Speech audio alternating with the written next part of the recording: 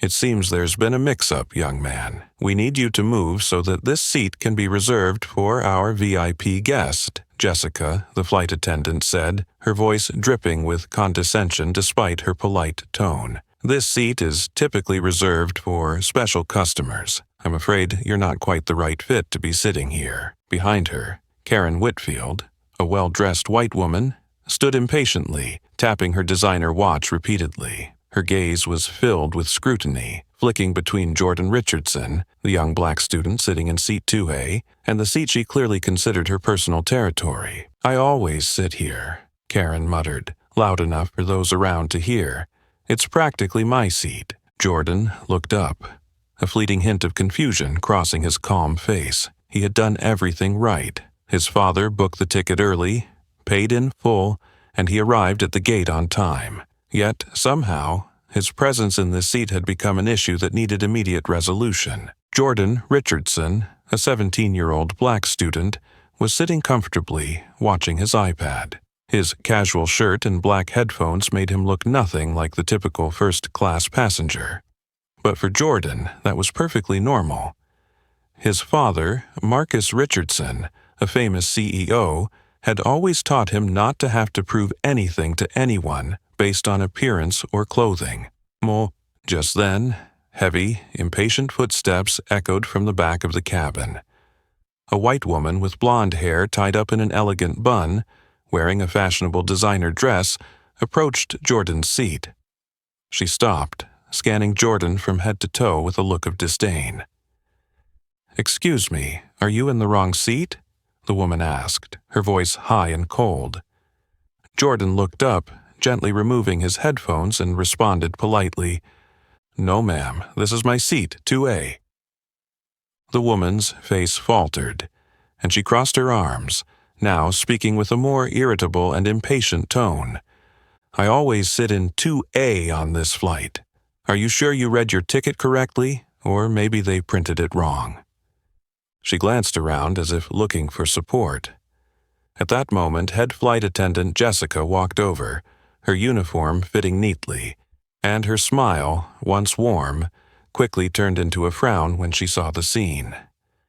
"What's going on here, Miss Whitfield?" Jessica asked, turning to Karen with a respectful tone, almost ignoring Jordan's presence. Karen Whitfield pointed at Jordan with an irritated glare. "He's in my seat, Jessica. 2A is my usual seat, you know that." Jessica turned to Jordan, her polite smile disappearing, replaced by a cold, skeptical expression. "Young man, I think you should check your ticket again. This is first class for VIP customers. I believe there's been some kind of mistake." Jordan frowned, feeling a bit uncomfortable, but still calmly took out his ticket and showed it to Jessica. The ticket clearly displayed seat 2A and Jordan Richardson's name. Yet Jessica showed no sign of satisfaction, staring at Jordan with suspicion. "Are you sure this ticket was purchased properly? First-class tickets are very expensive, usually." She paused, giving Jordan another once-over, then continued, her voice full of implication. "VIP customers don't usually look like they should be sitting here." A few nearby passengers began to turn their heads, curious about the unfolding situation. The awkwardness made Jordan feel even more uncomfortable, but he forced a polite smile. "My dad booked this ticket for me. I'm fully entitled to sit here." Karen let out a mocking laugh, then turned to Jessica with a shrug of helplessness. "Jessica, you know how important I am as a VIP customer. Am I really going to argue with a kid about a seat?" Jessica nodded, looking at Karen sympathetically, then coldly turned back to Jordan. "Look, I think you should move to another seat and stop bothering our loyal customer." Jordan felt a hot surge run through his neck. The unfairness and arrogance of these people deeply offended him. Yet, he took a deep breath, deciding to remain calm, and firmly replied, "I'm sorry, but this is my seat. If she has an issue, she can check the system herself." Jessica was momentarily taken aback by Jordan's determined attitude, but quickly regained her haughty expression, her eyes flashing with anger, as she realized Jordan wouldn't give in as she expected. Karen stood beside her, casting a disdainful glance around before leaning toward Jessica and whispering reproachfully, "If you can't handle this, I'll report it to your superiors." Jessica flinched, looking around nervously. In that moment, a few passengers had begun to take out their phones to record the escalating situation. Jessica turned to Jordan once more, her eyes colder and more resolute. "I'll ask you again, are you going to move, or do I need to call someone else to handle this?" Jordan looked directly into Jessica's eyes, a mix of sadness and disappointment rising within him. But there was no fear. His determined gaze made Jessica falter for a brief moment. The entire first-class cabin had fallen into a tense, suffocating silence, with the other passengers holding their breath, watching the unfolding drama. No one expected the expensive VIP flight of SkyLux Airlines to start with such an unbelievable and dramatic confrontation. Jordan knew this struggle wasn't just about a seat on a plane. It was a fight for respect and fairness, something that he and so many others like him deserved. And now, Jordan had decided to stand firm, unwilling to back down. The atmosphere in the first-class cabin remained thick with a suffocating silence. Jordan, with a calm and dignified expression, gently extended his ticket toward Jessica once more. In that moment, Jessica's eyes revealed a clear sense of unease as she looked at the name clearly printed on the ticket, Jordan Richardson. "Richardson?" Jessica frowned slightly, murmuring quietly enough so that no one else could hear, but loud enough for Jordan to catch the skepticism in her voice. The name clearly unsettled her, but instead of addressing the issue, Jessica quickly turned to Karen with a look of sympathy. At that moment, Karen, realizing things were not going as she had hoped, quietly moved closer to Jessica, her voice dropping to a whisper but still holding power. "Jessica, you know I'm a reasonable person. Handle this quickly, and I'll make sure you're not at a loss." With those words, Karen deftly took a neat stack of cash from her wallet and discreetly pressed it into Jessica's hand. The action was so swift that it seemed no one would notice, but Jordan's sharp eyes caught the moment of shame. Jordan felt a wave of heavy disappointment rise within him. He had heard his father talk about real-life stories of discrimination, but this was the first time he had witnessed it firsthand. And worse still, he was the victim. Jessica took the money, her expression shifting from unease to determination.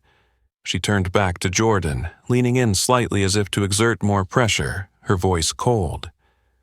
"I think you don't understand the situation. We could easily have you removed from the plane for causing a disturbance, and I'm sure you don't want that kind of trouble, do you?" Jordan took a deep breath, maintaining the calm his father had always taught him. He understood that this was not the time to lose control or get angry, because even the slightest misstep would put him right into the trap they had set. "Miss Jessica," Jordan looked her straight in the eye, his voice soft but firm, "I'm not causing any disturbance. I have a valid ticket, and I won't leave my seat just because someone thinks I don't deserve to be here." Jessica bit her lip, clearly taken aback by the calm confidence of the young student. She stepped back slightly, and just then, a male voice called out from the front of the cabin, shattering the silence. "What's going on here, Jessica?" Trevor, the cabin supervisor, appeared, his sharp, angular face serious, his eyes exuding authority. Trevor was well known in the airline for handling difficult situations quickly, but equally notorious for his dismissive attitude toward anyone not considered a VIP customer. Jessica quickly approached Trevor and whispered something to him. His eyes quickly scanned Jordan, his discomfort swiftly turning into disdain. Trevor walked up to Jordan's seat, standing very close, creating an atmosphere full of pressure and unease. "Listen, kid. I don't know who you think you are, but it's my responsibility to ensure that our most important customers are always satisfied. If you don't back down, I'll have to handle this in a way that neither of us will want." Jordan could feel the eyes of the other passengers on him. Some were secretly recording with their phones, others whispering in concern. But most of all, Jordan clearly saw the triumphant gaze of Karen Whitfield, watching him intently, as though she were certain she had won. However, instead of backing down, Jordan felt a fire of self-respect and justice burning brighter than ever. He understood that this was no longer about a first-class seat, it was about his own dignity, and the dignity of others like him who faced similar injustices. So, Jordan slowly stood up, not to leave, but to look Trevor straight in the eye with unwavering resolve. "I'm not leaving this seat. If you still think this is the right decision, go ahead and continue. I'm sure my father, Marcus Richardson, would be very interested in how you handle this situation." Trevor, upon hearing the name Marcus Richardson, was momentarily taken aback, a brief flash of surprise crossing his face. But quickly regaining his composure, Trevor responded with a hint of mockery and challenge in his voice. "Marcus Richardson? That name sounds familiar, but unfortunately, it won't help you now. Now, either you leave on your own, or we'll have to escort you out." Jordan stood firm, his gaze resolute, unshaken. Trevor's final words echoed through the first-class cabin like a declaration of war. A confrontation of power, honor, and justice had begun.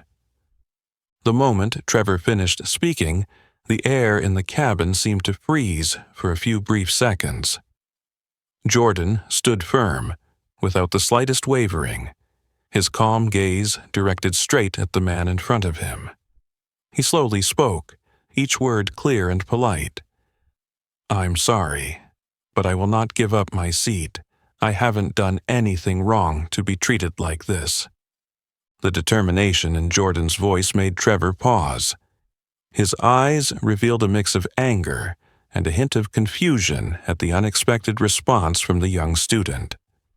No passenger, especially not someone as young as Jordan, had ever flatly refused his request like this before. Nearby, Karen Whitfield began to show more impatience. She raised her hand to check her watch, then muttered under her breath, her face full of irritation, "Trevor, please hurry up. I have an important appointment right after this flight." Sensing the pressure from Karen, Trevor decided to take a more aggressive approach. He pulled a small radio from his suit pocket and coldly called out toward the cockpit. "Captain Reynolds, we have a serious issue in first class that needs your immediate attention." Less than 2 minutes later, the cockpit door opened, and Captain Reynolds stepped out with a serious expression, his eyes scanning the passengers who were watching closely. As the head pilot, Reynolds was highly respected by SkyLux Airlines, but also notorious for his rigid handling and tendency to prioritize wealthy customers above all else. Reynolds walked straight over to where Jordan and Trevor were standing. Trevor quickly summarized the situation in a few whispered words to him. After listening, Reynolds frowned slightly and immediately turned his stern gaze toward Jordan. Instead of listening to any explanation or looking at the evidence Jordan was holding, Reynolds simply nodded in agreement with Trevor and turned coldly to Jordan. "Young man, if you continue to refuse to cooperate, I will have to ask airport security to intervene. I can't allow anyone to cause a disruption on my flight."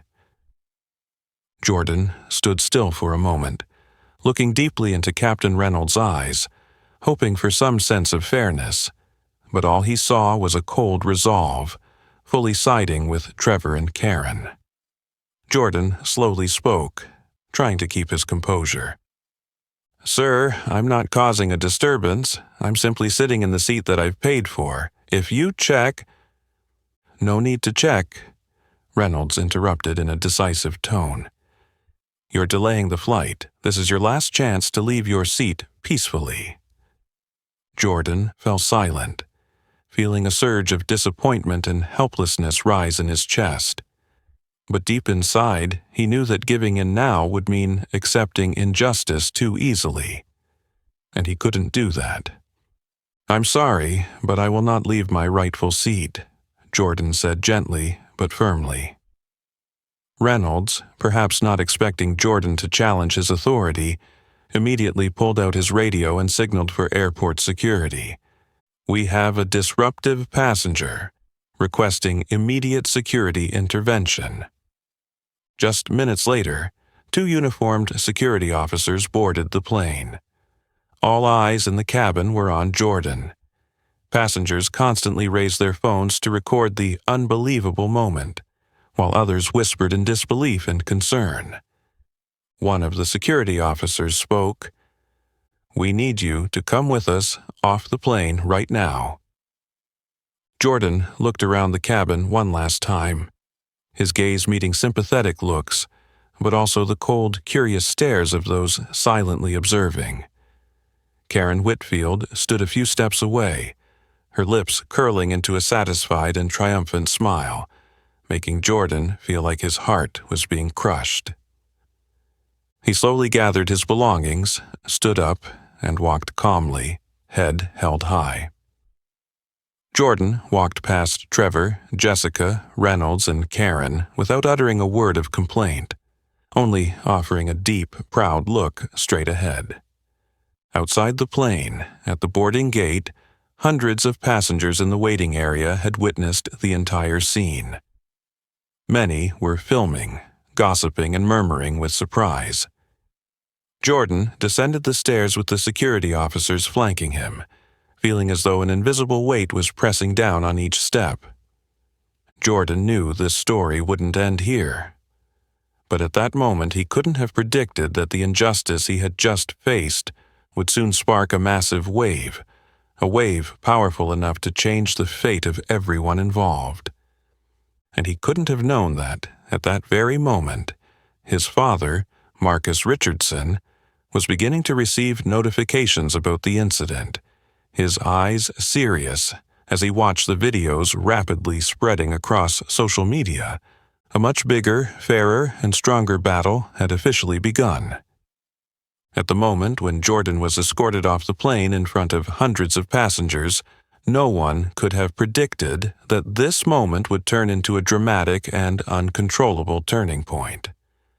But fate is strange, and sometimes the truth reveals itself most clearly in the most unexpected places. Sitting not far across from him, Emma Dawson, a 28-year-old freelance journalist specializing in social issues, observed the scene intently.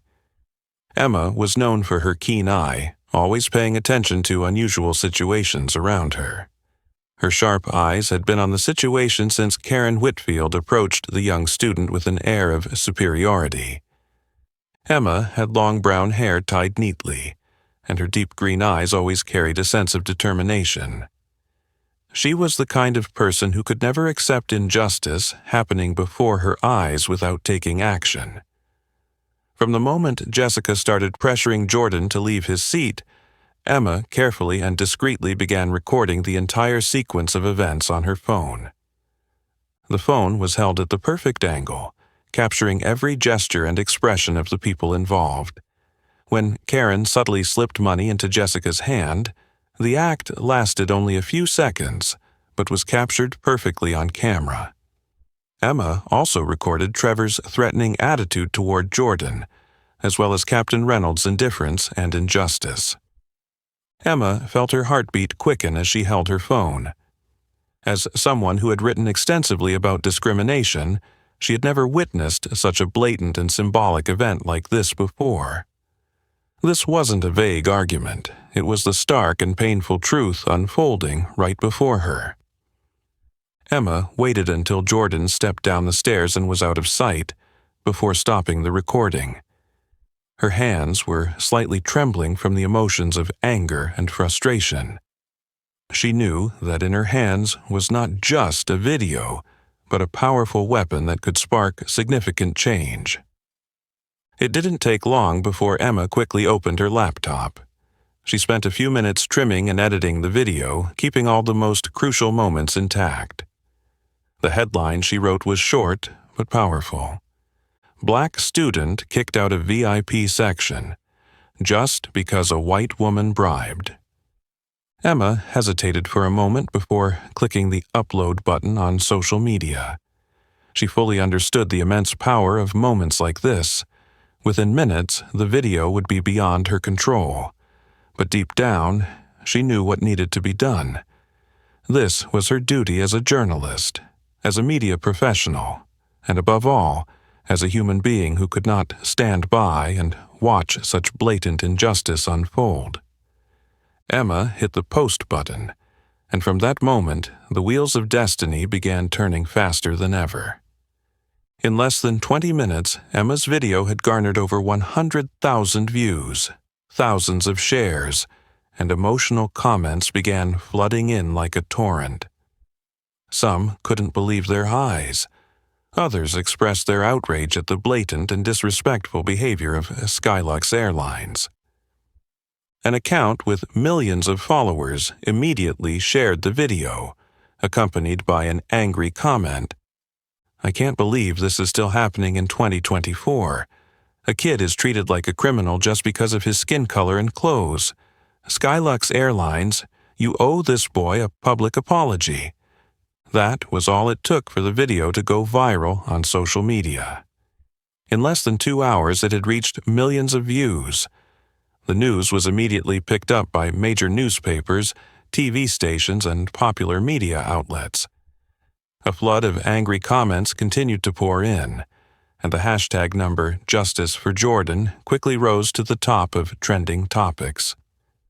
SkyLux Airlines, once a beloved luxury airline, was now suddenly a symbol of racism and corruption. Emma sat quietly in a small airport cafe, silently watching the rapid spread of the video. Messages from friends and colleagues kept coming to her phone, asking for details and the source of the incident. But right now, Emma's mind was solely focused on Jordan, the young student who had maintained his composure and dignity throughout the unfair treatment on the plane. She knew she had done the right thing. And now, the only thing she hoped for was that justice would be fully served. Emma felt proud that she hadn't chosen to remain silent. Thousands of miles away, Marcus Richardson, Jordan's father, was in a meeting with the board of directors of his company. His phone kept buzzing with messages from close associates. Marcus picked up his phone and read a few brief lines, and his heart sank when he saw his son's name, Jordan, mentioned in numerous messages and posts. Marcus quickly opened the link that had been sent to him, his face going from anxious to serious, then filled with rage. He watched the entire video, which was more than 5 minutes long. When the moment came where Karen secretly handed money to Jessica, he gritted his teeth, his cold eyes flashing with intense anger. As the video ended, Marcus Richardson stood up, gestured to end the meeting, and said only one sentence to his associates before leaving the room. "I need to deal with this immediately." He knew a big battle awaited him, a battle for justice, not just for his son, but for all those facing injustice in the world. At the same time, Marcus Richardson stood up, leaving the emergency meeting to handle his son's situation. The atmosphere at SkyLux Airlines headquarters was filled with tension. CEO Richard Williams sat silently in his executive office, his eyes fixed on the computer screen, where the controversial video of the scandal was being repeatedly aired on major news outlets. Richard Williams was a powerful man, accustomed to the storms of business. At 55, he still maintained a fit physique, with a sharp, angular face and piercing eyes that often made business partners wary. But this time, All of his usual confidence seemed to vanish. He turned pale when one of his senior assistants entered the room, trembling as he delivered the urgent news. "Sir, the boy who was kicked off the plane is the only son of Marcus Richardson, the CEO of Right Tech Solutions. Marcus is our largest investor, holding crucial shares, and has the power to decide the fate of our airline."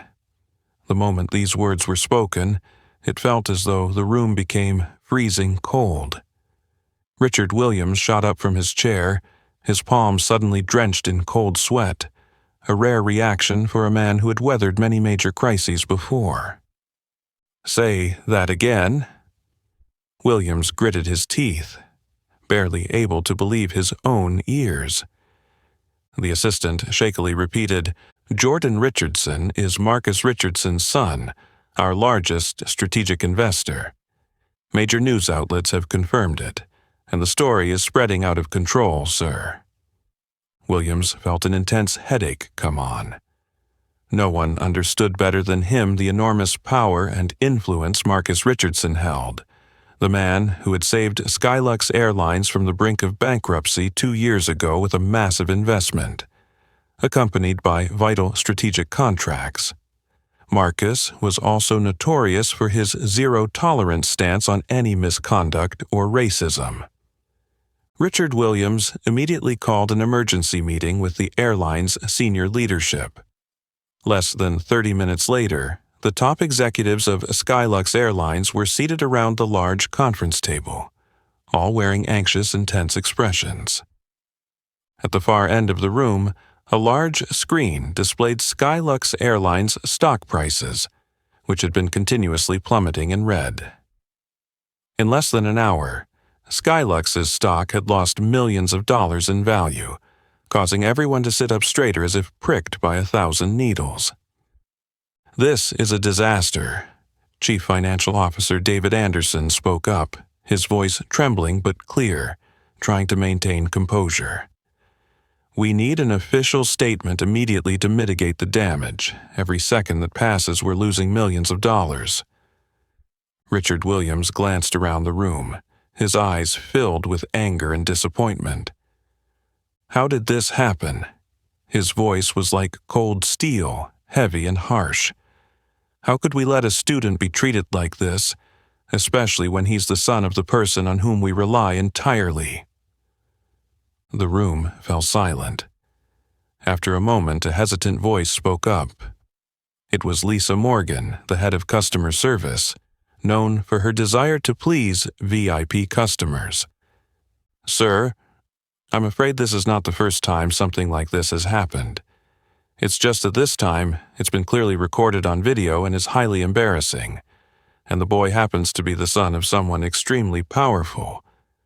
Are you implying that we've tolerated this kind of behavior for too long?" Richard Williams snapped, his eyes locking onto Lisa with reproach. Lisa fell silent, her gaze dropping in embarrassment. She understood the implication behind Williams' words. Richard Williams took a deep breath, trying to calm himself before decisively addressing the room. "We will issue an official public apology immediately. I also want those involved, Jessica, Trevor, and Captain Reynolds, to be held accountable. Suspend them immediately and conduct a thorough internal investigation. We need to act fast to prove that SkyLux Airlines does not tolerate racism or corruption."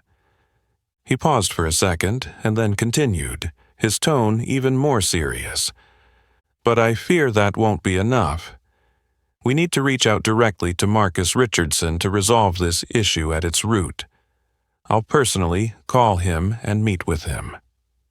Everyone in the room nodded in agreement. However, they all understood that this was a call that wouldn't be easy. Marcus Richardson was not the type of person to overlook serious mistakes, especially when they involved his only son. Richard Williams returned to his private office right after the meeting. Sitting in front of the phone, he stared at the name Marcus Richardson flashing on his personal phone screen. This brief moment seemed to stretch on forever. He knew very well. That one call could determine the future of SkyLux Airlines. One wrong word, one insincere tone, and the entire luxurious airline empire he and his colleagues had built over decades could come crashing down. Richard Williams picked up the phone, took a deep breath, and dialed Marcus Richardson's number. He knew what he had to do, but what he couldn't predict was how Marcus would react to this incredibly serious incident. The moment Richard Williams made the call was the same moment Marcus Richardson was about to step onto the podium at the Right Tech Solutions Conference Center. A hall packed with journalists and prestigious media outlets eagerly waiting for his every word. Marcus glanced briefly at his phone, seeing the caller's name on the screen. Richard Williams, SkyLux Airlines. A brief moment of consideration flashed across his eyes, and then Marcus decided to decline the call, placing the phone back into his suit pocket with cold resolve. Marcus walked forward with determination, his footsteps echoing firmly on the hard wooden floor, his steely gaze fixed ahead towards the audience. The man, known as a powerful CEO, but also one of great integrity, now stood before the largest public event of his career.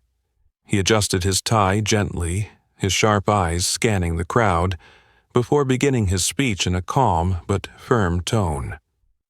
I stand here today not only as the CEO of Right Tech Solutions, but first and foremost as a father. What I am about to say is not easy, but it must be said, because this is not just my story or my son Jordan's. This is a story about the dignity and fairness of all of us.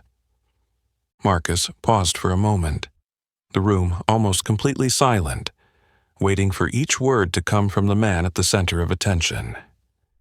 He continued, his voice becoming even more resolute. My son, Jordan Richardson, 17 years old, has just endured a humiliating experience, all because of the color of his skin and the selfishness of some individuals at SkyLux Airlines. A young child removed from his rightful seat in front of hundreds of witnesses, and I watched the video capturing that blatant corruption and racism with my own eyes. He paused again, his gaze locking onto the cameras aimed at him, sending a message loud and clear.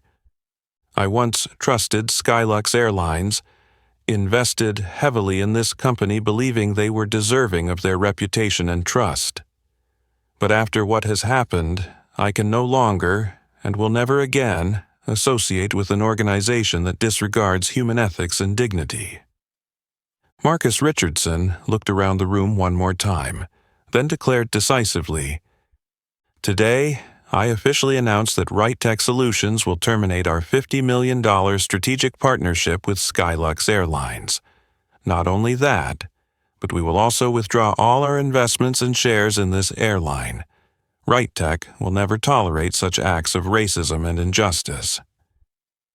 These strong words struck SkyLux Airlines like a thunderbolt. Instantly, news of Marcus's decision spread like wildfire, covering major news outlets from the U.S. to Europe and from Asia to Australia. The stock market reacted immediately, with SkyLux Airlines stock plummeting uncontrollably. At SkyLux Airlines headquarters, Richard Williams stood frozen as he heard Marcus's public statement on the media. His attempts to reach him were now completely futile. Calls from the press, investors, and shareholders flooded in, turning his office into a chaos of panic. Other investors, seeing Marcus Richardson's decision, immediately began pulling their funds from SkyLux Airlines. They understood that losing Right Tech Solutions' backing meant SkyLux lost a crucial financial and strategic pillar. SkyLux's stock fell dramatically within just a few hours, its market capitalization wiped out by hundreds of millions of dollars. Richard Williams called an emergency meeting for the second time in less than 24 hours. The faces of the executives were now filled with fear and disarray, no one daring to speak. Williams felt as if he was falling into a deep abyss, unable to find a way out. Finally, his voice rang out, tired and helpless. "We are witnessing the most severe collapse in the history of this company. If we don't act fast, SkyLux Airlines will not survive this crisis." "What should we do?" David Anderson spoke up, his voice filled with concern. "Is there any way we can convince Marcus Richardson to change his decision?" Richard Williams shook his head slowly, feeling the weight of age and pressure on his shoulders. "I'm afraid it's too late. Marcus Richardson is not one to speak lightly. His public statements have sealed the door to reconciliation." He took a deep breath, then continued with a bitter tone. "Now, the only thing we can do is immediately carry out a complete restructuring, put forward a clear plan for accountability and transparency, along with our sincerest apology to the Richardson family and the public. Only then can we hope to salvage some of the remaining reputation and trust." But deep down, Richard Williams knew that the future of SkyLux Airlines was now extremely fragile. A company once synonymous with luxury and prestige was now on the verge of bankruptcy, all because of the selfishness and irresponsibility of a few individuals. Marcus Richardson, from his office, could clearly see SkyLux Airlines' situation growing more and more dire. But at that moment, he felt no satisfaction or joy. He only felt a heavy disappointment toward a company he had once trusted deeply. But more than anything, Marcus knew this wasn't just his fight. This was a wake-up call to society about the cost of silently accepting injustice and discrimination. And Marcus had decided he would fight to the end, not just for his son, but for all those who had been unfairly treated but lacked the strength to speak up. As SkyLux Airlines sank deeper into chaos and despair under the financial pressure from the mass withdrawal of investors, CEO Richard Williams knew that the company had to take bold and decisive actions to regain some of the lost public trust. Now, all eyes were on how SkyLux would handle the individuals directly responsible for this scandal. The next morning, as the first rays of sunlight hit the SkyLux headquarters, Jessica, Trevor, and Captain Reynolds received urgent summons to the company's main conference room. All three had a bad feeling, but none of them expected things to have escalated this much. Jessica entered the conference room first, her face clearly showing signs of tension and anxiety. Gone was the confident, smiling flight attendant from before. Today, Jessica looked lost, her eyes hollow from lack of sleep. Trevor and Captain Reynolds walked in right behind her, both trying to maintain calm expressions but unable to hide the nervousness and unease in their eyes. Richard Williams sat at the head of the table, surrounded by high-level executives with stern, cold faces. The atmosphere in the room was thick with tension, and no one spoke for a few minutes. Finally, Williams stood, his sharp gaze locking onto the three employees waiting for their fate. "Jessica, Trevor, Captain Reynolds." Williams' voice was low but powerful. "I think you all know very well why we're sitting here today. Your wrongful actions have thrown SkyLux Airlines into the biggest crisis in the company's history." Jessica was about to speak up in her defense, but Williams immediately raised his hand to stop her. "Miss Jessica, we have thoroughly reviewed all the evidence from the videos capturing the entire incident. Your accepting a bribe to discriminate against an innocent passenger has crossed all ethical and professional boundaries." Jessica's eyes filled with despair as she heard those words. She lowered her head, tears streaming down her face, unable to say anything in her defense. Williams turned to Trevor, his voice growing colder and more resolute. "Trevor, you didn't just assist in this wrongdoing. You directly threatened and insulted a passenger. Your defiant attitude and arrogance escalated this situation beyond control." Trevor clenched his fists, his jaw tightening in powerless anger, but he knew that any attempt to resist would only make things worse. Finally, Williams looked at Captain Reynolds, his tone now tinged with disappointment. "Captain Reynolds, I have always trusted your judgment and your years of experience. But you chose to side with wrongdoing, abusing your power to suppress a passenger instead of protecting justice and safety on the flight.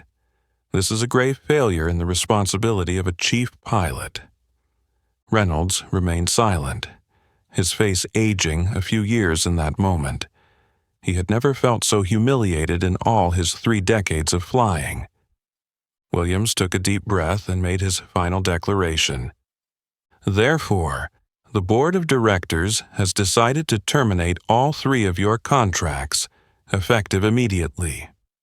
I want this decision to be announced to all SkyLux Airlines employees as a clear statement that our company will not tolerate any form of discrimination or corruption. Security will assist you in leaving the premises immediately after this meeting." The 3 employees bowed their heads and left, the cold stares of their colleagues following them.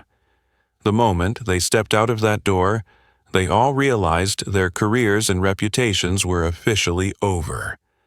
Meanwhile, in another part of the city, Karen Whitfield was enjoying a leisurely morning in her luxurious apartment. She hadn't even finished her morning coffee when her phone started vibrating with an endless stream of messages and emails from her company. As she opened and read them, Karen's face slowly transformed from confusion to shock. An official email from HR informed her that she had been suspended indefinitely pending an investigation into her involvement in racial discrimination and bribery, directly related to the SkyLux Airlines incident that had caused a public uproar. Before she could even calm down, her phone buzzed again. A different email from SkyLux Airlines Customer Service Department, notifying her that the airline had permanently banned her from using its services. From a VIP customer, Karen was now one of the least welcome people on SkyLux flights. Karen felt as though her entire world had collapsed in an instant. She slumped down onto her sofa, her hands covering her face, finally realizing that her arrogance and selfishness had cost her dearly. At SkyLux Airlines headquarters, Richard Williams sat alone in his office after making those difficult decisions. He stared out the window, his mind filled with anxiety, but he understood that these actions were necessary for the company to survive the media storm. However, deep down, Williams knew that the harsh punishment for these individuals was just the beginning. SkyLux Airlines still had a long way to go in restoring its reputation and the trust it had lost. Elsewhere in the city, Marcus Richardson quietly watched the entire unfolding drama from afar. He didn't take pleasure in seeing others pay the price, but he was satisfied that justice was being served, step by step. But Marcus also understood that the battle wasn't over yet.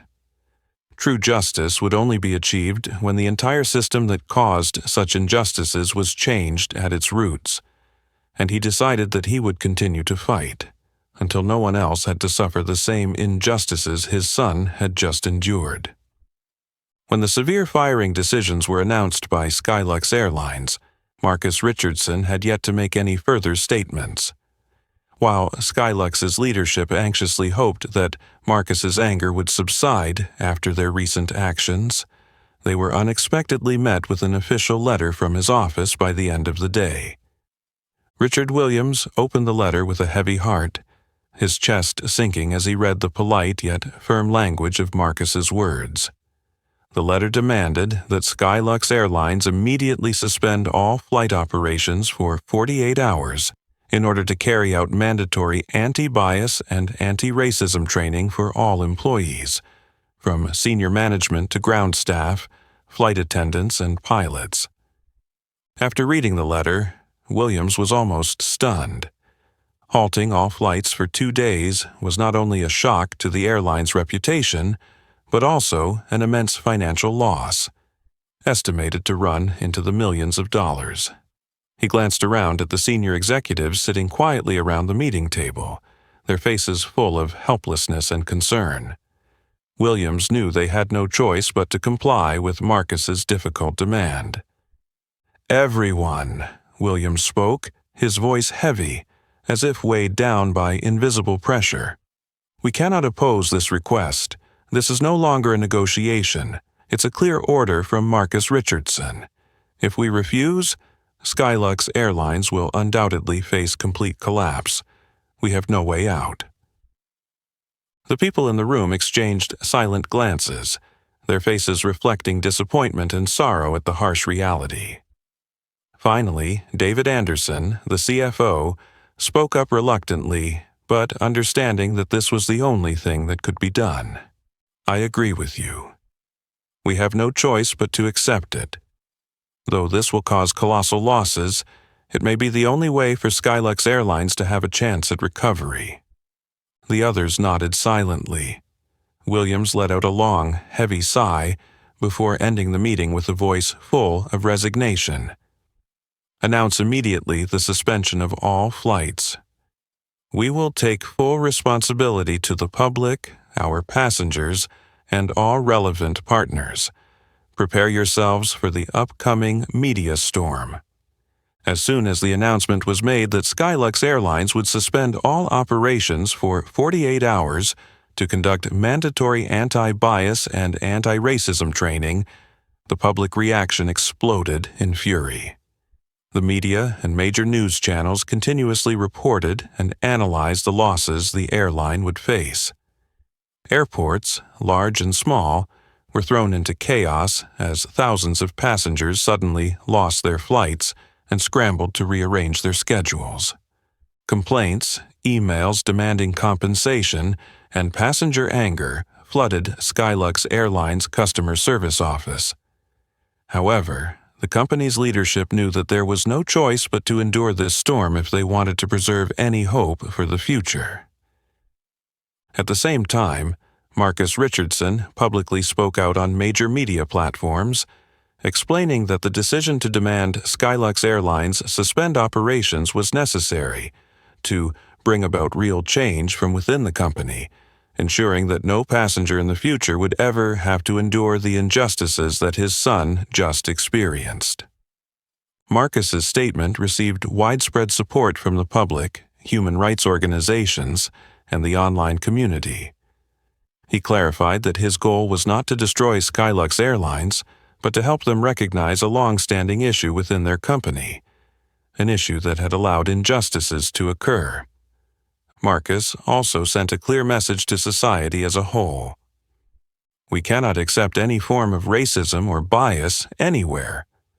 Only when each individual and organization truly understands their responsibility can this society truly change. At SkyLux Airlines, the 2-day suspension of operations became the longest and heaviest days in the company's history. All employees, from pilots to flight attendants, from ground service staff to senior executives, participated in intense training sessions, directly supervised and implemented by experts from Right Tech Solutions, Marcus's company. The training program was not easy. Employees were confronted with real stories about the consequences of bias, and they carefully analyzed situations of discrimination, including the incident involving Jordan Richardson on the previous flight. Many of them realized for the first time how their silence and indifference had contributed to these unjust actions. Richard Williams, though the CEO, also participated fully in the training sessions. He sat quietly, listening to each story, each lesson, and for the first time in his long career, Williams truly understood the profound, invisible harm that discrimination causes to individuals. At the end of the 48-hour training, SkyLux Airlines officially resumed operations with a public commitment before the media and the public. The airline would never allow such incidents to occur again and would closely monitor and strictly handle any signs of discrimination in the future. However, despite resuming operations, SkyLux Airlines knew full well that they were facing a bitter reality. The financial, reputational, and trust losses from this incident would take significant time and effort to recover from. Marcus Richardson, from a distance, quietly watched it all. He was not pleased by the damage SkyLux Airlines had to endure, but he believed that sometimes people needed to experience significant losses to truly learn lessons about respect and fairness, and for him, this struggle had only just begun. The 2 days of suspension at SkyLux Airlines had finally passed, but the echoes of those events still reverberated through every hallway, every office, and within the minds of each employee at the airline. As the anti-bias training program neared its conclusion, all SkyLux employees received notice of a special session in the company's main hall, a direct talk with Jordan Richardson, the young student who had become the center of a global media storm. The atmosphere in the hall that morning was tense and filled with curiosity. Staff from different departments filled the room, many still feeling a sense of confusion and unease about facing the person at the heart of the recent controversy. Among the crowd, both Richard Williams and the senior leadership team had arrived early. Their eyes were thoughtful, waiting for some kind of awakening from the very person the company had previously caused such deep harm to. At around 9 a.m., the doors to the hall slowly opened, and Jordan Richardson stepped in, greeted by a profound silence from everyone present. He wore a simple white shirt and jeans, his posture upright, his face exuding calm confidence but without a trace of arrogance. Jordan walked up to the podium, his gaze scanning the hall, offering a slight nod as a greeting. "Good morning, everyone," Jordan began, his voice clear but polite. "I'm sure you all know who I am and why I'm here today." Jordan paused for a moment, a subtle sadness mixed with determination in his eyes, then continued. "Before this, I never imagined I'd be standing in front of such a large crowd to share the painful experience I went through. An experience I hope no one else ever has to endure again." He began recounting the details of that fateful flight, his voice calm yet filled with genuine emotion. He described the shame and helplessness of being looked down upon by Jessica, the disdainful stare from Trevor as he tried to force Jordan out of his seat, and, most of all, the cold, indifferent attitude of Captain Reynolds when he chose to side with injustice. The small yet piercing details, now told from Jordan's perspective, filled the room with a suffocating silence. Jordan paused for a moment, taking a deep breath, as if holding back the overwhelming emotions inside. When he spoke again, his voice grew deeper. But what hurt me the most wasn't being forced to leave the plane in front of hundreds of people, embarrassed and humiliated. What truly broke my heart was realizing, in that moment, that people like me, young, black people, are still looked down upon, still seen as unworthy, even when they've done nothing wrong. That's what really hurt me the most. The hall was completely silent. Some had lowered their heads, others quickly wiping away tears. Many employees who had previously seen the incident as a mere media blunder now truly understood the pain and harm caused by the injustice to a person. Jordan continued with even more conviction. "I'm not here to blame or condemn any of you. I'm here to remind us all that even the smallest actions, the slightest dismissive glance or an offhand comment can cause significant harm. I hope that from today forward, we all take a moment to reflect on ourselves, so that we never repeat the same mistakes." In the front row, Richard Williams listened intently, his face full of complex emotions. Every word Jordan spoke felt like a sharp needle piercing his soul, forcing him to confront the shortcomings in his leadership and the way his company had been managed for so long. Jordan looked around the room once more, then gently spoke his final words. "My dad always taught me that the most important thing isn't the mistakes we make, but how we face them and make amends. I believe SkyLux Airlines can do that. Not for profit, not for reputation, but simply because it is the right thing to do. Thank you all for listening to me today." Jordan bowed his head slightly and left the podium, the applause starting softly at first, but gradually growing louder and more powerful. The applause stretched on, showing the deep respect everyone in the room had for this young student.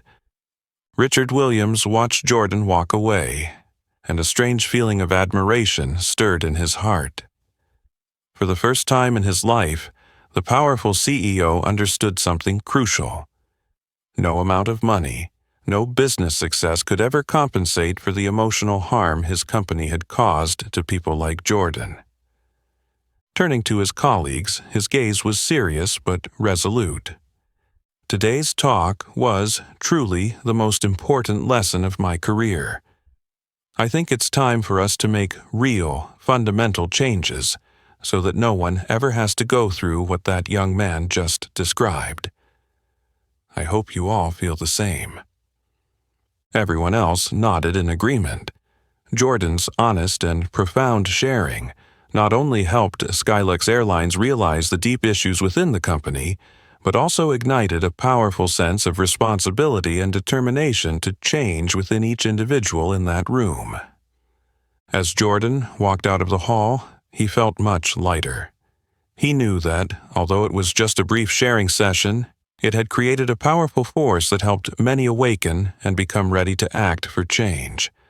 And he believed that this was only the first step in a much longer journey ahead, a journey toward fairness and respect that he had always believed in. As Jordan walked out of the hall with a sense of relief after sharing his story, in another corner of the city, Trevor, Jessica, and Reynolds were slowly beginning to feel the severe consequences of their wrong decisions. That morning, Trevor woke up with the same heavy, empty feeling that had lingered for weeks. His apartment, once full of amenities and bathed in light, now felt dark and cluttered, mirroring the gloomy mood of its owner. Trevor had lost everything in an instant: his job, his honor, and his self-respect. For more than a month, Trevor had been sending out job applications to dozens of different airlines, from large corporations to smaller companies, hoping to at least find a lower-level position to sustain his life. But the responses he received were only cold silence or polite yet firm rejections. "We're sorry. We can't hire you at this time. Your application doesn't meet our company's criteria." Trevor wasn't a fool. He knew the scandal had stamped his name with an indelible stain. The airline industry was small and highly competitive. A single scandal was enough to destroy a career built over more than 10 years. On Trevor's desk, unpaid bills piled up as a harsh reminder that his life was slipping into crisis. He sat down in his chair, resting his head in his hands, wondering where he had gone wrong. But deep down, Trevor knew better than anyone that his arrogance and disdain for others were the things that had ruined his future. Meanwhile, in a much smaller apartment than Trevor's, Jessica sat quietly in front of her computer screen, silently reading the latest rejection email. The tears had long since dried, and now there was only a weary sense of disappointment. Jessica had once been a top flight attendant at SkyLux, proud of her ability to attract the attention of wealthy and powerful passengers. But now, all she received was distance and suspicious glances from everyone around her. Even her once close colleagues no longer responded to her messages or calls. Every time she showed up for a job interview, Jessica could clearly feel the judgment and wariness from the recruiters. One airline manager had bluntly told her, "Jessica, we can't hire you at this time. Reputation is the most important thing in our industry, and unfortunately you don't meet that standard right now." Those blunt words felt like a sharp knife, leaving Jessica more desperate than ever. She began to understand that her silent complicity when witnessing the injustice toward Jordan was the greatest mistake of her life, a mistake for which she was now paying with both her career and her future. As for Captain Reynolds, the veteran pilot with over 30 years of experience, things weren't any better. Reynolds had once believed that his authority and years of experience would protect him from personal mistakes. But now, he had to face the bitter truth. A lifetime devoted to the skies had evaporated in an instant because of an unethical decision. Reynolds could no longer apply to any other airline. No one in the industry wanted to hire a pilot directly involved in the discrimination scandal that was shaking the global public. He sat in the living room, looking at old photos of himself in the cockpit, the sense of regret and shame weighing heavily on his heart. Elsewhere, Karen Whitfield, the woman who once thought that money and power could buy everything, was now experiencing a feeling she had never known before in her life, the feeling of being shunned. Since the scandal broke, Karen had started to notice that the social friends who had always surrounded her for personal gain were now avoiding her, coming up with all sorts of excuses not to meet or contact her. The company where she worked quickly suspended her indefinitely and ordered her not to appear at the office or any company-related events to avoid tarnishing the corporation's reputation. Karen had been accustomed to a life always in the spotlight, used to being respected and pampered. But now, every time she stepped outside, she could clearly feel the scrutinizing, disdainful gazes from those around her. From being admired and respected, Karen suddenly became a negative symbol of selfishness and discrimination. She sat in the silent living room, her lifeless eyes staring out the window. The texts and calls that once flooded in now had completely stopped, as if the world had forgotten her existence. For the first time in her life, Karen truly understood the feeling of loneliness and despair when society turned its back on her, realizing that money and status could not buy trust and genuine respect from people. While those who had caused harm to Jordan were paying the price with their careers and lives, at the office of Right Tech Solutions, Marcus Richardson quietly observed all these developments from afar. He did not feel joy at their failure, but he knew this was necessary, a harsh yet vital lesson for them to truly wake up and understand the consequences of their actions. Marcus gently closed his computer screen, his mind filled with thoughts. He knew his battle was far from over, and changing the mindset of an entire system was no easy task. But he also firmly believed in one thing. The first step had been taken, and the journey would continue until fairness and respect were restored to their rightful place. While Trevor, Jessica, and Reynolds struggled with the isolation of their days, facing the direct consequences of their wrong decisions, Marcus Richardson had been quietly observing and reflecting deeply on how to deal with those who had caused immense harm to his son. Marcus understood that punishing those who caused injustice was necessary, but he also recognized clearly, to truly change the root of racism and bias, mere punishment wasn't enough. Real change could only occur when individuals truly understood the consequences of their actions and were given the opportunity to correct their wrongs.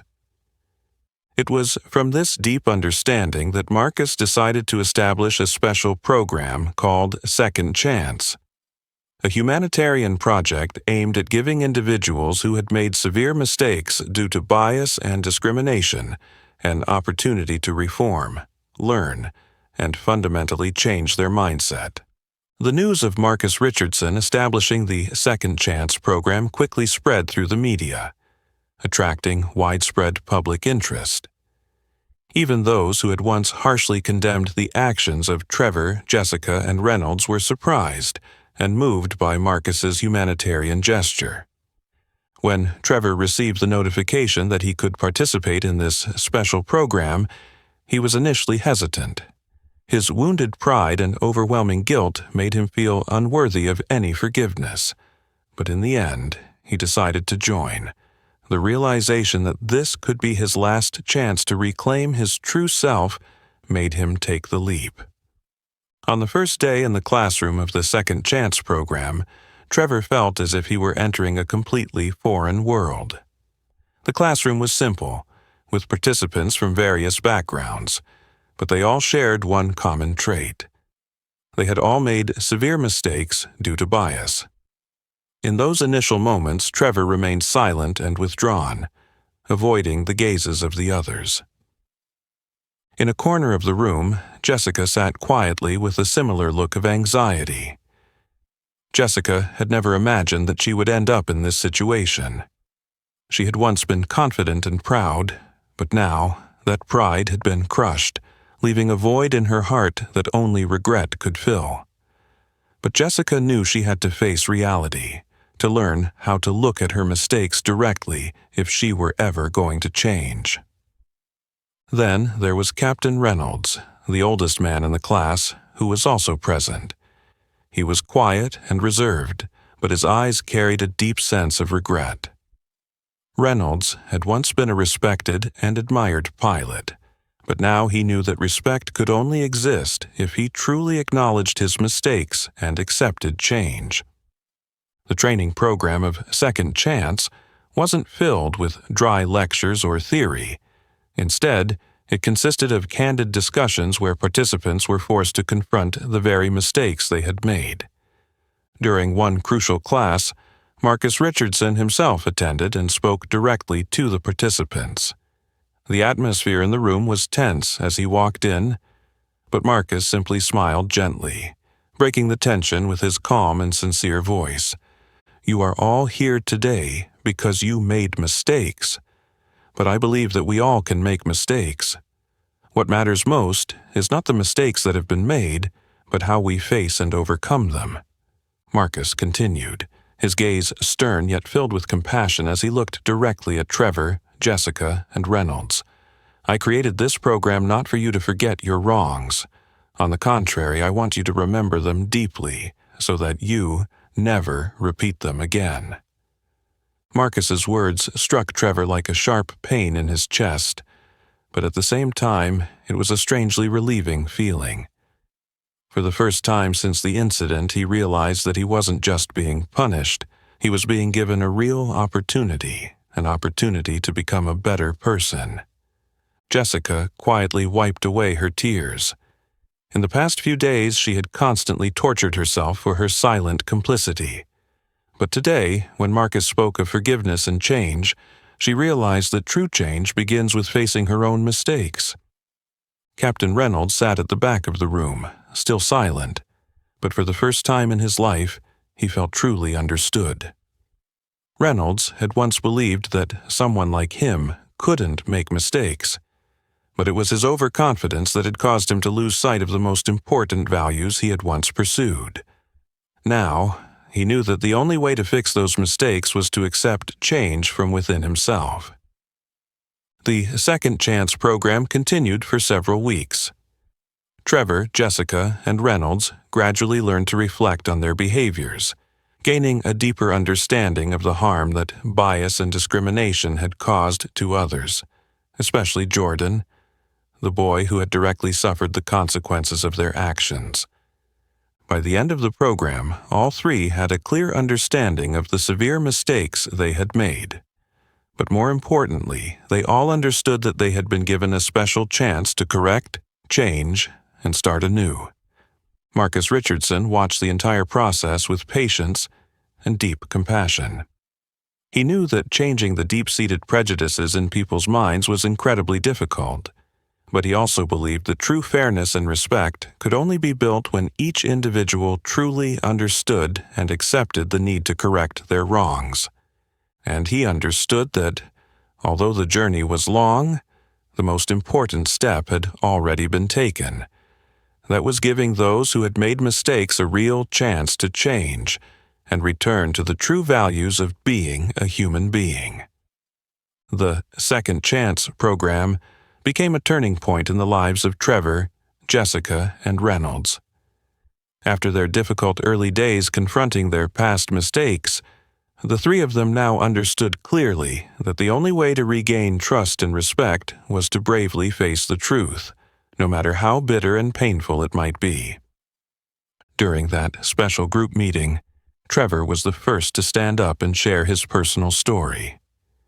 He took a deep breath, looked directly into the eyes of his classmates, and began speaking, his voice gentle but full of sincere emotion. I grew up in a family where bias and prejudice were so normal that I never questioned them. My father always told me that everyone has their place in society, and we should keep a certain distance from those not on the same level as us. I grew up believing that as a truth, never thinking to question whether it was right or wrong. Trevor paused, swallowing as if trying to hold back the overwhelming emotions inside him, then continued.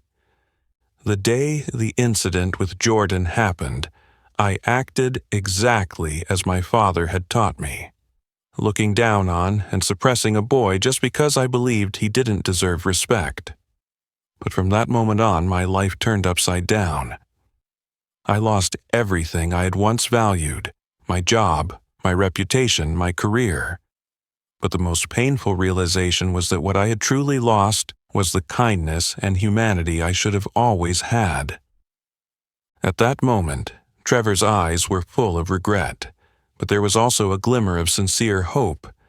Today, I stand here not to ask for easy forgiveness, but to affirm that I have recognized my mistake, and I promise that from now on I will never let those outdated prejudices control my life again. I will spend the rest of my life making amends for my wrongs and proving that I have truly changed. Trevor's heartfelt words left the class in profound silence. Others began to stand up and share their own stories. Jessica sat quietly in a corner of the room, her heart pounding as it was her turn.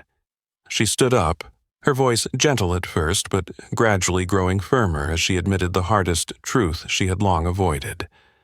When Jordan was unfairly treated on that flight, I chose to stay silent. At that time, I thought it wasn't my place, that speaking up would cause me trouble. But I was wrong. My silence wasn't harmless.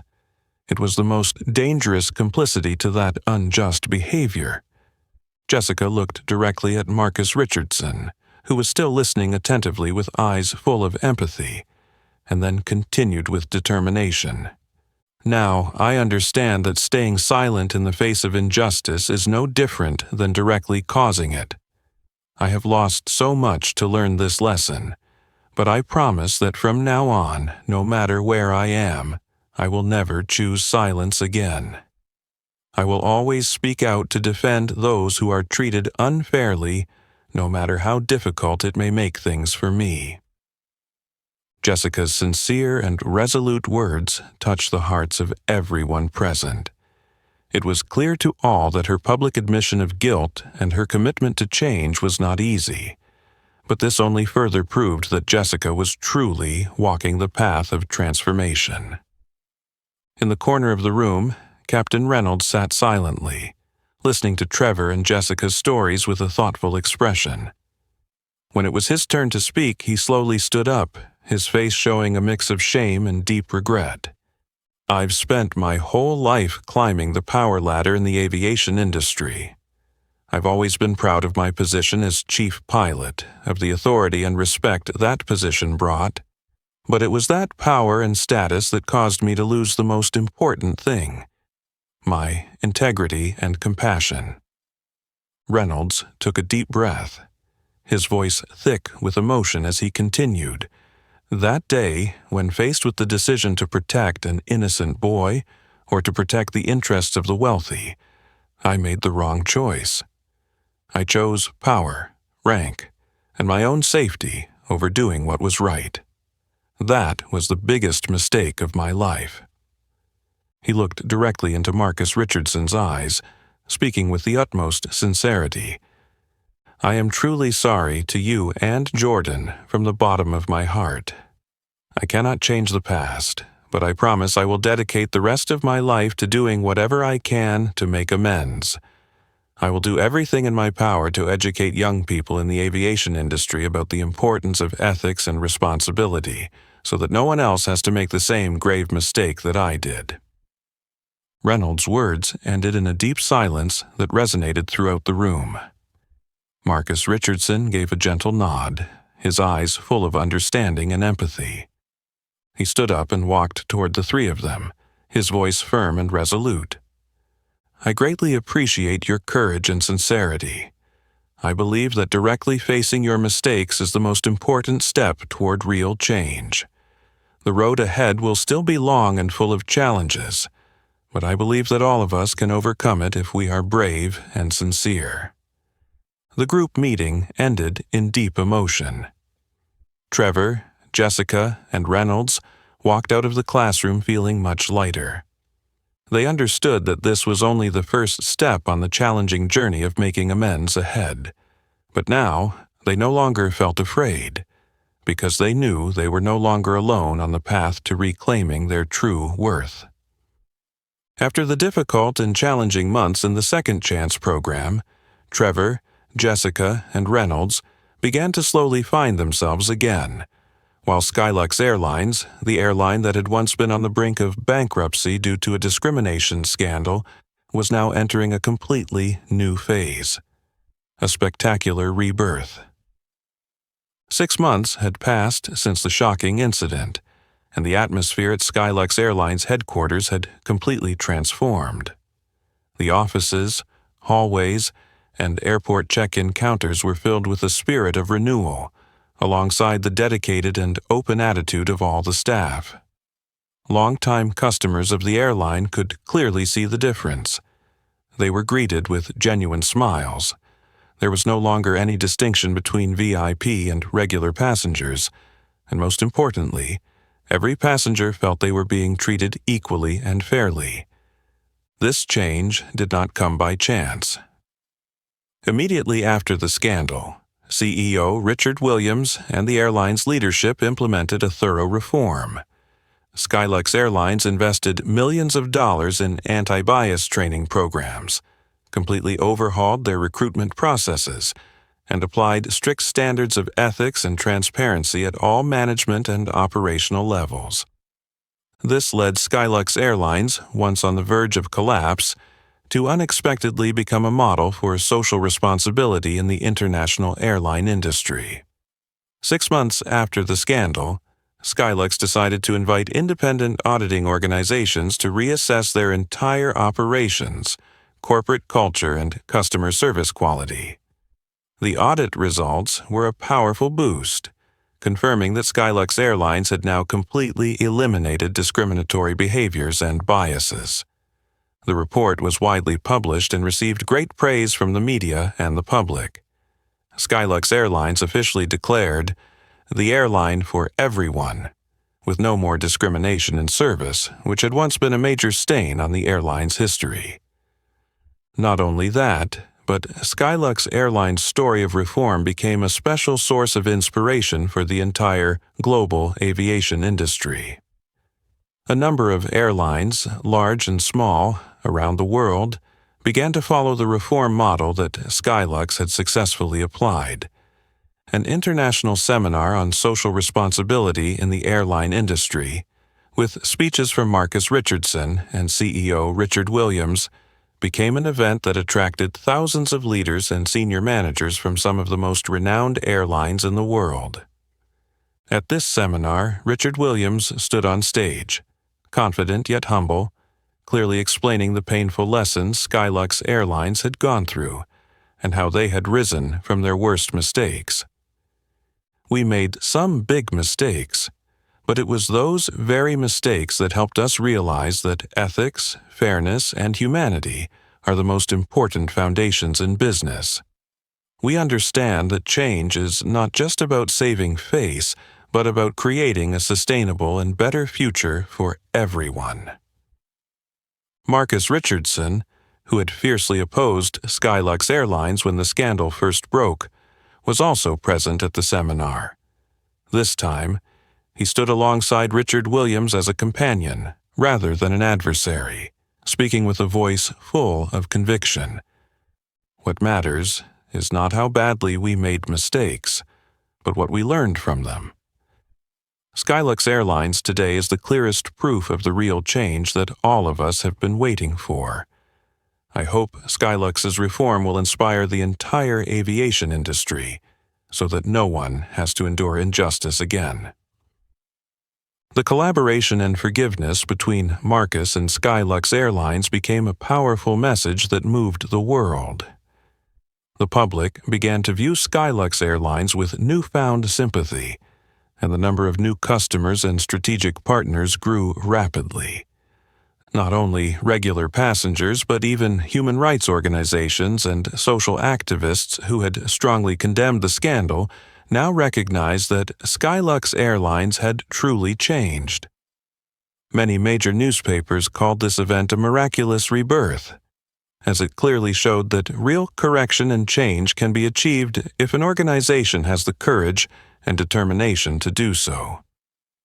At the SkyLux Airlines CEO office, Richard Williams looked out the large window at the bustling crowd at the airport check-in counters, a sense of pride swelling in his chest. He knew the road ahead was still long, but the most important thing, the trust of the public, had begun to return to SkyLux Airlines. At that same moment, Marcus Richardson sat in his office at Right Tech Solutions, quietly smiling as he read the positive reports about the SkyLux Airlines. He felt satisfied knowing that his struggle not only helped his son get justice, but also created a great change for society as a whole. Marcus also did not forget the 3 individuals who had caused significant harm: Trevor, Jessica, and Reynolds. He knew they were also slowly reintegrating into society with a completely different mindset. Trevor had started teaching ethics courses and customer service at a vocational training school. Jessica was actively working in a non-profit organization fighting against racial discrimination. Reynolds had become an ethics and responsibility mentor for young pilots at SkyLux Airlines. Marcus understood that every person deserved a chance to start over, as long as they truly changed and committed to never repeating their past mistakes. And for SkyLux Airlines, that process of rebirth was not just a story of an incredible business recovery, but also a powerful testament to the strength of change, courage, and the value of sincere forgiveness. As SkyLux Airlines gradually regained its reputation and became a powerful symbol of positive change, Jordan Richardson had matured far beyond his years after the turbulent event. 6 months had passed, not only helping SkyLux Airlines revive, but also giving Jordan a deeper understanding of the true meaning of justice and forgiveness.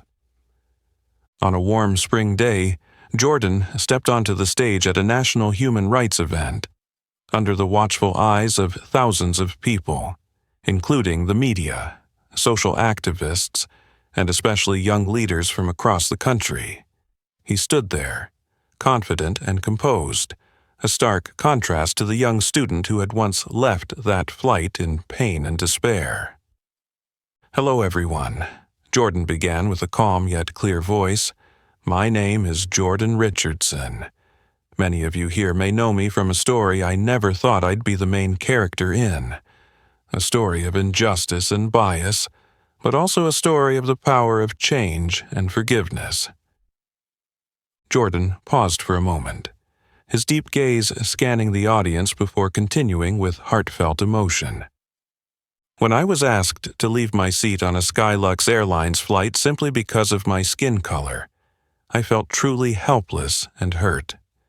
But today, I am not here to talk about that pain anymore.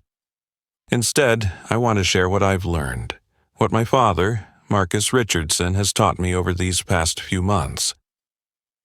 The audience fell into silence as he continued.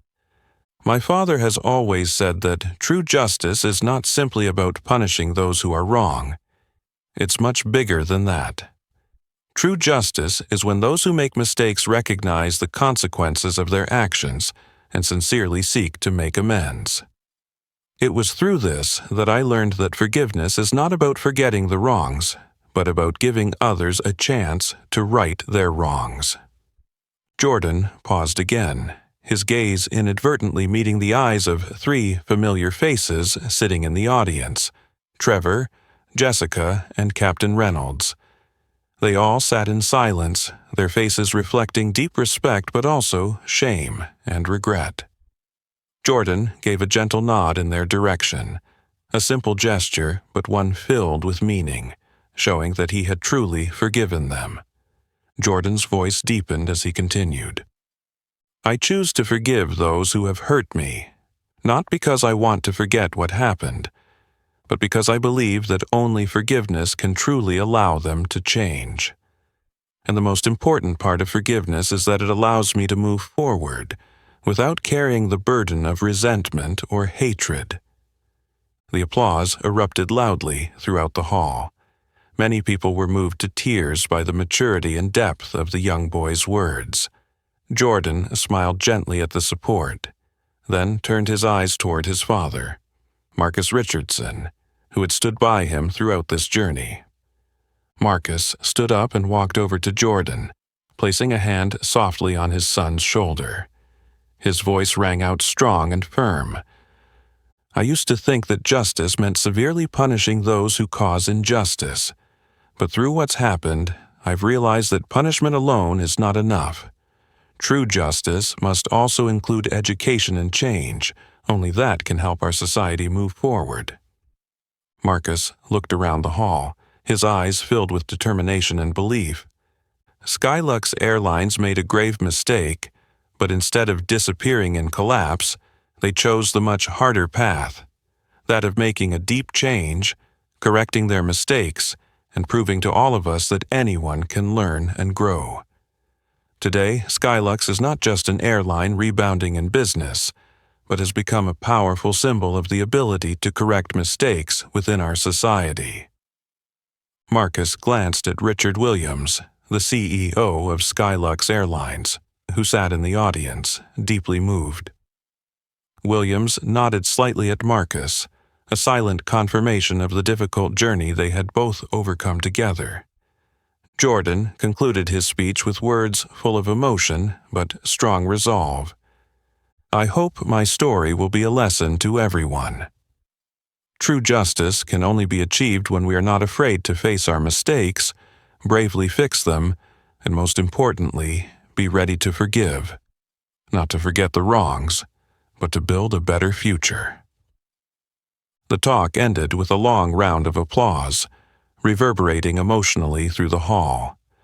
Afterwards, many people approached Jordan, Marcus, and even the people who had caused harm, like Trevor, Jessica, and Reynolds, expressing their admiration and support for their sincerity, courage, and incredible ability to change. Leaving the event, Jordan felt lighter than ever. He understood that justice wasn't just about punishing mistakes. It was a difficult but necessary process to educate and help people realize that they can always become a better version of themselves. And for Jordan, this was truly the most important lesson he had learned from this extraordinary journey. A lesson about justice, forgiveness, and the endless power of change. The story of Jordan Richardson and SkyLux Airlines taught us a profound lesson about the true meaning of justice, forgiveness, and the power of change. Sometimes, mistakes are not the end point, but rather the beginning for each person to realize their true value and move towards a better future. What about you? If you were Jordan, would you be ready to forgive those who hurt you? Leave a comment below to share your thoughts. And don't forget to like, share this video to spread this meaningful message, and subscribe to the channel for more inspiring stories about life and human values. Thank you for watching, and see you in the next stories.